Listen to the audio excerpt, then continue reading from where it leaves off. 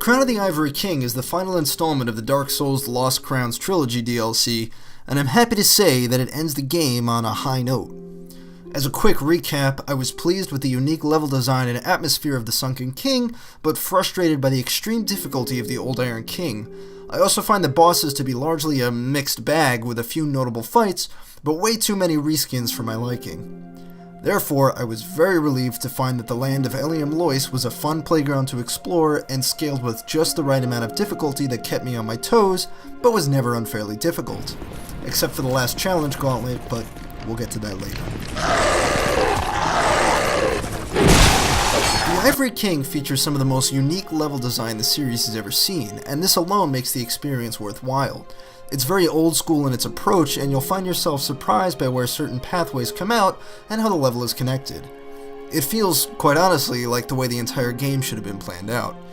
The intricate and fully fleshed out design makes Eliam Lois feel like a real place, and the contained nature of the level makes it feel like a forgotten Demon Souls area. Also present are some more unique enemy designs. While the grunts are standard fare, the unique enemies to the area are fun to fight and never overwhelming. This is heightened by a restructuring of the level about midway through the DLC. This change in the level alters enemy encounters and changes the rules you had grown comfortable with, but also opens up new pathways and areas to broaden your strategy.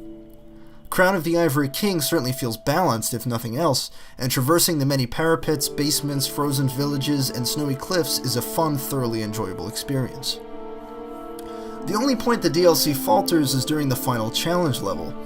Previous challenge areas had you run a gauntlet of enemies before fighting a boss, and the same is true for the Ivory King. However, the gauntlet's design, which initially appears fresh and interesting, quickly becomes the most frustrating part of Dark Souls 2. This isn't helped by another unfair boss fight that is a reskin of another boss from the DLC made twice as difficult. It's another case of the developers favoring extreme unfair difficulty in place of challenge. It's a shame because the other two boss fights offered just the right amount of challenge without being overwhelming or tedious. They were really fun to fight, and although being really close to reskins themselves, offered some unique twists that made the experience feel new.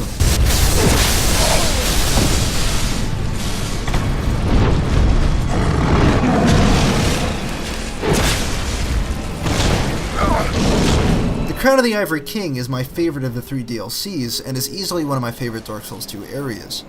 There were a host of surprising gameplay twists that all worked together and felt really thought out, and Eliam Lois was fun to traverse. Although I can't say there was much satisfaction from completing the DLC, as there isn't even a cutscene that acknowledges what the hell you just spent the last 20 or so hours doing, the Lost Crowns trilogy added some quality content to Dark Souls 2. It may not be an excuse for the previous shortcomings of the game, but it's certainly worth playing if you enjoy the series. For more reviews, discussion, and more, continue to check out Review Anything.